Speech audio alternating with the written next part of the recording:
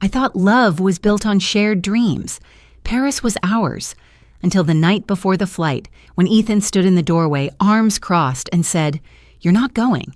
I canceled everything. No explanation, no apology, just a punishment wrapped in silence. That was the moment I realized this wasn't a marriage. It was a classroom, and I was the disobedient student. But I wouldn't cry, I wouldn't beg. I would learn, and then I'd teach. Lesson number 1, never try to control a woman who owns the company. I used to think I was lucky. Our home looked like something out of an interior magazine. Exposed brick walls, curated shelves, warm lighting that dimmed at Ethan's voice command. People said we were the kind of couple that made marriage look easy. He played the devoted husband, bringing me coffee every morning and texting heart emojis when I worked late. But lately, those gestures felt hollow, like rehearsed lines in a script I hadn't agreed to. Ethan's love came with footnotes. Compliments arrived dressed as corrections. "You were incredible in the investor call, babe. Just try not to interrupt next time, yeah?" When I told him I wanted to expand to Europe, his smile froze. "Ambition looks good on you," he said, pausing, "as long as it doesn't cost us." Sometimes I wondered if I was imagining it. Then came the comments at dinners with friends. He'd interrupt my stories, finish my sentences, joke about me being CEO at work but not at home. Everyone laughed, including me, but my chest would tighten like a trigger pulled halfway. The Paris trip was supposed to be our reset button. I had worked 18-hour days for 4 straight months. We'd secured Series B funding, and I booked the getaway for us. It wasn't just a vacation. It was a celebration of what we'd built together. At least that's what I told myself. 3 nights before departure, I laid the travel itinerary on the kitchen island. Chateau Voltaire, opera tickets for Friday, dinner at Le Jules Verne. I thought we could... "Paris?" he cut in, his tone too neutral. "When were you planning to mention this?" "I just did," I said, forcing a smile. "Everything's booked." He leaned back against the counter, arms folded. "You know, this week is when I'm prepping that arbitration case. I can't just leave." "You said you'd make it work." "I said I'd try, but you didn't even ask. You just decided." That night, we didn't speak. I told myself it was just a bump. The next morning, he kissed my cheek like nothing happened. The morning after that, he didn't kiss me at all. Then came the final blow. The night before our flight, I walked into the bedroom to find him calmly folding laundry. "We're not going," he said. "What?" "I canceled everything, flights, hotel, opera." My throat went dry. "Why?" "You've been so focused on the company, on expansion, on this vision you're chasing. I thought maybe it's time someone grounded you." He didn't raise his voice. He didn't look angry. That made it worse. "You canceled my trip to teach me a lesson?" "I canceled our trip," he corrected, "because it shouldn't feel like I'm always coming second to your boardroom." I didn't argue. Not out loud. I nodded, turned away, and locked the bathroom door behind me.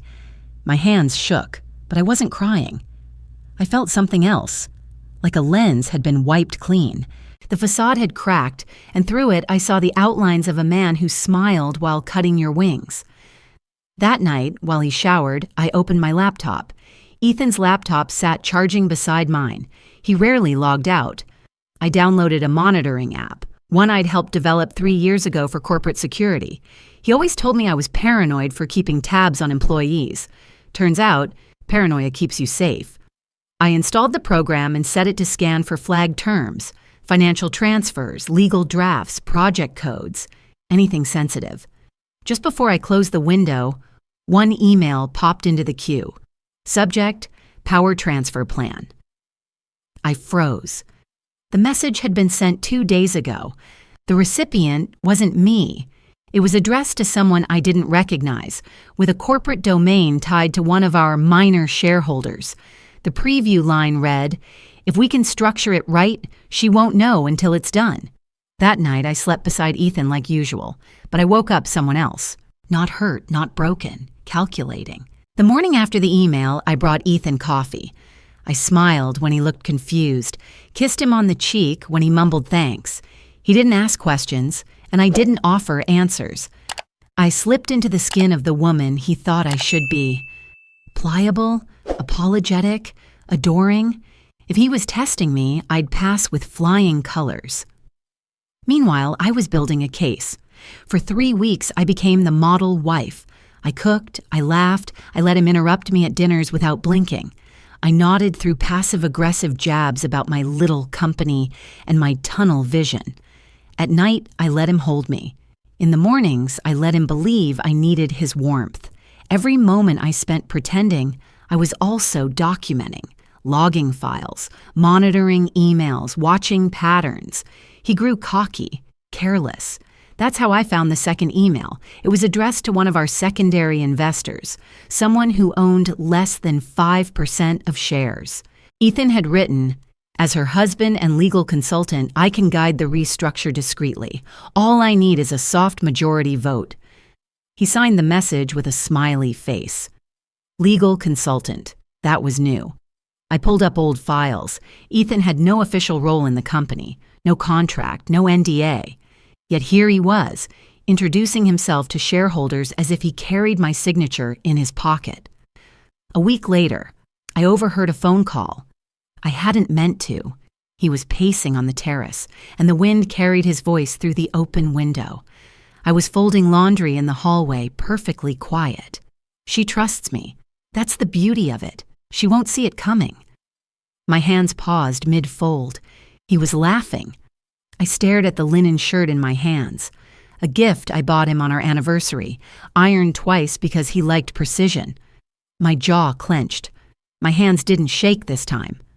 I finished folding, set the stack on the bed, and closed the window. That night, I met with my attorney, off-site under the guise of a mentorship dinner. I handed her a flash drive and a burner phone. "Compile everything," I said. "We open a silent audit. No one in the company hears a word, not yet." She nodded without hesitation. She'd seen the signs too. Over the next 2 weeks, I moved with quiet precision. I approved budgets, met with department heads, played the part Ethan expected. Every time he mentioned taking some weight off my shoulders, I smiled and nodded, pretending gratitude. Inside, I was taking stock of every pressure point in the company, who he was talking to, what he was promising, which documents he'd accessed without clearance. Then came the whisper. Lucas, my VP of product, loyal, competent, quietly observant, pulled me aside after a budget review. "Ethan's been asking around," he said. "Says he's concerned about your mental bandwidth. Dropped a line about possibly presenting a proposal to the board." "What kind of proposal?" Lucas hesitated. "Temporary leadership transition, just until you stabilize." His words. I thanked him, told him not to worry, that I'd handle it. I could see in his eyes that he didn't believe me, not fully, but I didn't need him to. I just needed him quiet. That night, I didn't speak to Ethan. I watched him eat dinner, humming as he scrolled through news on his tablet, entirely at ease. He poured me wine and I raised my glass. We toasted nothing. Then I began phase 2. I scheduled private meetings with every voting board member, one at a time, off record, no paper trail. With some, it was brunch. With others, coffee at co-working spaces across town. We talked about growth, vision, upcoming product launches. I made them feel heard. I painted a picture of leadership that was steady, clear-headed, rational. Not once did I mention Ethan. Not once did I express concern or hint at chaos. But I asked each of them the same closing question. If someone proposed a structural shift in leadership, what would you need to see before considering it? Their answers varied, but the subtext was uniform. Uncertainty breeds change, and clarity anchors loyalty. By the end of the week, I had taken the temperature of the entire board. Ethan didn't know, he wouldn't. Not until it was too late. Patterns. That was the first thing I started seeing, repeating loops disguised as random moments. At first glance, Ethan's behavior felt like minor frustrations, little emotional mismatches that all couples deal with. But now, through the lens of strategy, I could see the algorithm underneath. He didn't react. He predicted. He didn't argue. he planted. Every conversation had a timestamp, a shift, a delayed detonation. When I looked back, I realized it always began the same way. Praise followed by correction, encouragement, then subtle withdrawal. He'd lift me up just enough so that when he pulled away, I'd fall a little farther. He called it balancing. I called it conditioning. The week before our Series A pitch, he brought me dinner to the office, kissed my forehead, and said he was proud of me. That night, he didn't come home. When I asked where he'd been, he said, "I didn't want to distract you." That logic used to comfort me. Now I saw it for what it was, deprivation packaged as protection. He spoke in controlled doses of affection, keeping my emotional oxygen on a drip. He praised my mind but questioned my judgment. He called me brilliant, then warned me not to burn out. He told me I was strong, then reminded me that no one likes a woman who dominates a room. I built a mind map, not on paper, not on my laptop, just inside me. A diagram of his techniques, timing, tone, frequency, when he gave affection, when he withheld, when he elevated me publicly, only to erode me privately. His goal wasn't just to isolate me from the company, it was to make me believe it was my idea to step back, and it had almost worked. He wasn't trying to ruin me, he was trying to reprogram me. That was when I started digging into his past. He never talked much about his life before we met. A few vague mentions of an ex in Seattle, another in Austin. Both relationships, he claimed, ended amicably. But there was no trail, no photos, no friends from those years. Just gaps. I asked a friend, someone in cyber risk who owed me a favor, to look quietly into Ethan's legal history. I wasn't prepared for what came back. His ex in Seattle had filed a restraining order, emotional coercion, financial interference, verbal threats. It never went to court. She moved cities, disappeared. The woman in Austin? She'd reported him for workplace harassment at a boutique firm. Case was dropped. No charges. She left the industry entirely. The same cycle. Love, control, collapse, erasure. And now I was step 3. I sat with that for hours. Not crying, just recalibrating. I wasn't special, I wasn't different, I was next. And I was going to end the loop. The board meeting was scheduled for Friday. Ethan had requested it. He claimed it was to address structural concerns and support systems within leadership. He meant me. I arrived early, wearing navy. Not black, not red. No power suit, just calm, steady, measured. Ethan stood near the head of the table, shaking hands, smiling with practiced warmth. When I walked in, he didn't flinch. He pulled out my chair. "You look radiant," he whispered. "Let's show them a united front." I smiled. The meeting began with standard updates, revenue, partnerships, upcoming product features. Then Ethan stood. "I'd like to say a few words," he began, his tone low, reverent. Everyone turned toward him. He didn't pull out notes. He didn't need to. "I love this company," he said. "I've watched it grow from an idea in our living room to a national player. I've seen Claire pour everything into it, time, soul, health, and that's why I'm here today, because I'm worried." He paused, letting the silence stretch. "She's brilliant, but brilliance can burn too hot. When the founder of a company pushes past every limit, there's a risk. Not just to her, but to the business. Fatigue, isolation, poor decisions made under pressure." He looked at me, eyes soft. "I'm not here to attack. I'm here to protect. Maybe it's time we considered a short-term executive recalibration, a temporary delegation, just until she regains balance." A few heads nodded. Not agreement, just curiosity. I didn't speak. Instead, I reached into my bag and pulled out a small speaker. No theatrics, no explanation. I hit play. Ethan's voice filled the room. "She's a tech puppet, barely functional. One good push and she'll fall apart. She just doesn't know it yet." Silence. No one moved. I stopped the recording. That was captured 3 weeks ago, in our home, during a call he thought I didn't hear. Ethan's face paled. "That's out of context." There is no context in which that's acceptable, I said. I turned to the board. I appreciate concern for my health, but what you've witnessed here isn't support. It's a campaign, one built on manipulation, not care. I have documents, correspondences, recordings, dozens, if you need further clarification. No one asked for more. They didn't have to. They turned to Ethan. The air thickened. Eyes that once welcomed him now watched him like a liability. He didn't speak again. He didn't have to. The silence around him did it for him. The meeting ended without a formal vote. It didn't need one. The silence that followed Ethan's attempted ambush said more than any motion on record ever could. People packed their laptops slowly, avoiding eye contact with him. He left first, jaw tight, hands balled at his sides. I stayed behind, watching the last chair push back, the room cleared like a battlefield after retreat. But I wasn't done. Not even close. The next morning, I called an emergency board session. No lawyers, no assistants, just the core leadership. I arrived early again, documents organized, tabs marked. When the meeting began, I stood and placed a slim manila folder in front of each board member. Inside, email chains, metadata, server logs, and timelines. I'd like to formally report a breach, I began, voice steady.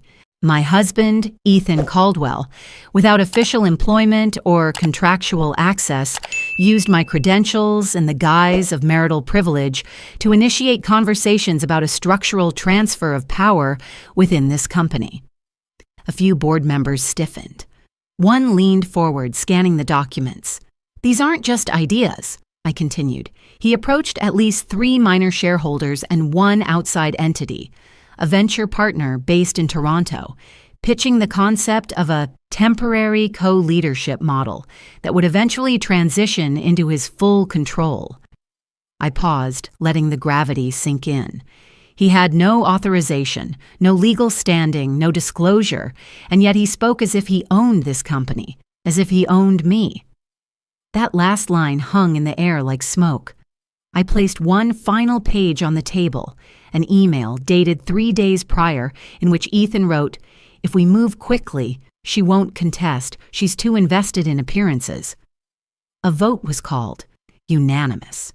Effective immediately, Ethan Caldwell's access to all internal systems, financial dashboards, and proxy communication channels was frozen. By noon, his credentials were locked. By 3 p.m., his name was scrubbed from internal directories. By sunset, every whisper of his influence had been marked for deletion. But silence doesn't mean surrender. That evening, my attorney forwarded a letter. Ethan was suing me. Defamation, malicious interference, emotional damage. His language was theatrical. The suit itself was weak, posturing, not prosecutable. But the intent was clear. If he couldn't control me, he'd try to publicly humiliate me. I didn't flinch. I didn't release a statement. I didn't schedule an interview. I tweeted, just one line. When someone teaches you a lesson, make sure you write the final exam. It took 2 hours for it to go viral. Comments flooded in. Support, speculation, analysis. Some figured it was about business. Some guessed relationships. The ambiguity was my shield, and the engagement was my sword. The next morning, major outlets picked it up. Not the story, just the tone. CEO fires back after betrayal. Claire Morgan's quiet retaliation speaks volumes. Power isn't always loud. Ethan's lawsuit stalled. He had no evidence. The board had evidence. I had timestamps, signatures, server logs, voice memos, and now I had the court of public opinion. But I wasn't interested in vengeance. I was interested in reclamation. For weeks, I restructured. Everyone Ethan had pulled close, advisors, assistants, vendors, was reassigned, evaluated, or removed, not with cruelty, just clarity. Anyone complicit, even passively, was given a choice, realign or exit. I led town halls, met with department heads personally. I didn't pretend nothing had happened. I told them we were cleaning house, not with fire, but with light. One by one, people returned. Ideas flowed again. Slack channels that had gone quiet lit up with collaboration. I felt the company breathe, and so did I, until the call came. It was early evening. I was alone in my office, finishing up investor slides for Q4. My phone buzzed. Unknown number. I almost let it ring out.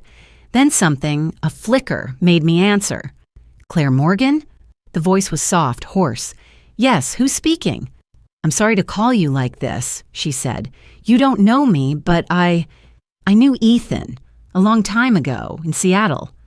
I didn't move. I saw your name in the news, the tweet. I thought you should know. You're not the first. He did it to me too, different method, same damage. I closed my laptop. She continued, her voice shaking. I had to change my name, move cities. My family still thinks I left by choice. I didn't. I ran. A long silence passed between us. Why are you calling me now? I finally asked. Because I've been quiet for 10 years, and because maybe, if someone had called me back then, I wouldn't have stayed silent. We exchanged no more than a first name, no promises, just breath. Just the sound of two survivors, recognizing each other through a crackling line. When the call ended, I sat for a long time, not in fear, not in grief, in power, not because I'd won, but because I hadn't let him erase me, not like he did to her. Winning isn't always clean. Sometimes, when the smoke clears and the applause dies down, all that's left is the sound of your own breath in a room that used to feel full. I didn't realize how much I'd been holding in until it was over. Not just the evidence, the strategy, the surveillance, the belief that love, real love, could coexist with power. That it didn't need to be a war. I had won. The company was mine again. The board had voted with full support. Ethan was locked out of every access point we could find. But nothing felt like a celebration. It felt like standing in the ruins of a home I'd once believed was sacred. I stopped sleeping in the bedroom. I started working later than necessary. I dodged texts from friends, declined invitations, canceled 2 therapy sessions in a row. My assistant gently suggested I take a break. I nodded and kept typing. The fallout came quickly. A major client, a global logistics partner we'd been courting for months, backed out, quietly. Formally, they cited brand stability concerns.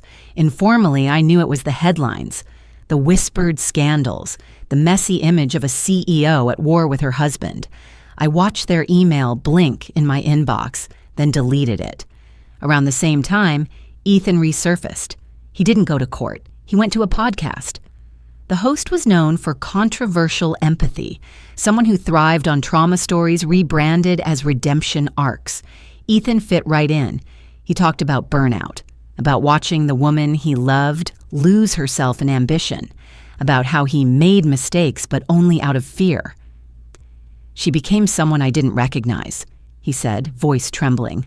All I wanted was to remind her who she was. He called me brilliant.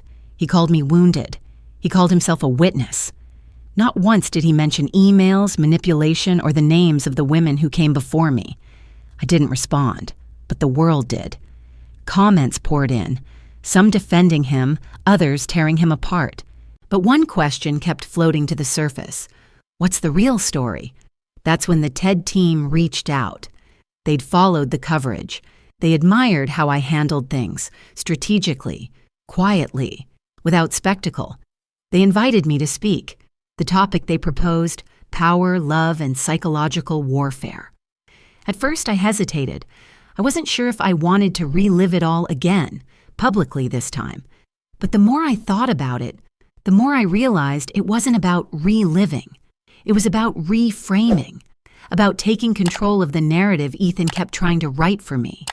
I accepted. I didn't tell anyone, not even my board. Instead, I began writing. Slowly, intentionally, every word a rewire, every draft a step away from victimhood and toward clarity. 2 weeks before the talk, I received another call from the woman in Seattle. She gave me her full name this time. Her voice was steadier. We talked for over an hour. You used to say I was unstable, she told me. that if I ever spoke up, no one would believe me, and for a long time, I didn't. I asked her if she'd be willing to speak to an attorney. She paused, then said yes. That night, I made a list. By morning, I had 5 names, 5 women, all different cities, all different industries, all with similar stories, the same patterns, the same silences. With the help of my legal team, I compiled a sealed dossier. Each woman was offered confidentiality, discretion, and support. 3 agreed to submit affidavits. 1 provided a sworn deposition. The last asked me not to use her name, but sent a statement of support. I didn't go to the press. I went to the state attorney's office. I didn't demand punishment. I requested protection. 1 week later, Ethan received a notice. A pending investigation into emotional abuse and professional misconduct across 3 states. A travel restriction was issued while the inquiry proceeded. It was the first time I saw panic in his eyes. He called once, left a voicemail. Claire, what are you doing? We could still fix this. You don't have to destroy me. I didn't respond. I saved the message. I played it once, just once. Then I opened a blank document and titled it, TEDx Talk, Draft 1. Not a speech, not a weapon, just the truth. I stood at the edge of a very final kind of power. The kind that could destroy Ethan in a courtroom, that could expose every line of deceit, every recorded lie, every woman he had tried to silence. The legal team had a case ready. Prosecutors were circling.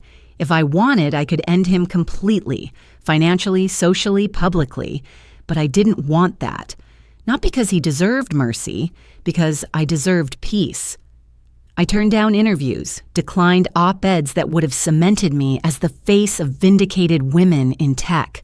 I let the press move on to newer scandals, let the clicks drift elsewhere. And in that space of quiet, I chose something unexpected. I founded a fund, quietly, privately. It was built to support women in corporate environments experiencing psychological manipulation, often unseen, undocumented, dismissed. We offered legal consultation, mental health services, exit planning, and digital protection. No headlines, no gala, just results. It didn't take long for people to notice. A major magazine asked to feature my story. I declined, but I did agree to write something else, an essay. I called it, How to Win Without Becoming Them. In it, I laid out not just the story, but the system. The subtle erosion of self that happens when manipulation wears the mask of intimacy. I wrote about power, how real power isn't domination, but discernment. Not control, but clarity. It spread fast, shared in HR Slack channels, printed in college lectures, posted in bathroom mirrors of startup accelerators. I didn't expect a call from Washington. A senator's office reached out first, asking if I'd be willing to consult on a new workplace safety framework. Then a federal task force followed. They weren't looking for policy. They were looking for lived knowledge, patterns, blind spots in the current system. They asked me to serve as an advisor on psychological workplace safety, particularly for women in leadership. I accepted. Not for the title. For the future I wished someone had built before I needed it. The world didn't suddenly become fair. The company still faced scrutiny. People still whispered. Clients still second-guessed me. But I no longer needed to prove anything. Not to them, not to him, not even to myself. A month later, I booked the flight. No one knew. No one needed to. I packed light. No laptop, no schedule. Just one small envelope. Paris was cold when I arrived, but I felt warm. I walked the Seine in the early morning, bought pastries without naming calories, visited museums without taking photos. I didn't need to document the moment to make it real. I just needed to feel it. On the last evening, I dressed in navy again, the same shade I wore in that boardroom the day I took back my company. This time, not for power, for peace. The Opera House stood exactly as I remembered it from the travel itinerary Ethan had canceled, ornate, timeless, filled with strangers, not ghosts. My seat was still there. Balcony left side, perfect view. I sat down. In my hand was the envelope. Inside, a note, handwritten, simple, direct. He canceled Paris to teach me. I reclaimed Paris to teach myself. I placed it gently on the seat beside me, not for him, for me, for every version of me that had stayed silent too long, for the one who doubted, for the one who survived, for the one who finally stopped surviving and started choosing. The lights dimmed, the curtain rose, and somewhere between the first note and the last breath of the aria, I felt something lift. Not forgiveness, not forgetfulness, just release. I didn't need revenge. I didn't need resolution. I had myself. When I stepped out into the Paris night, the city glowed without trying, and I smiled without needing a witness. True power isn't getting even. It's walking away with everything he tried to steal and still choosing peace.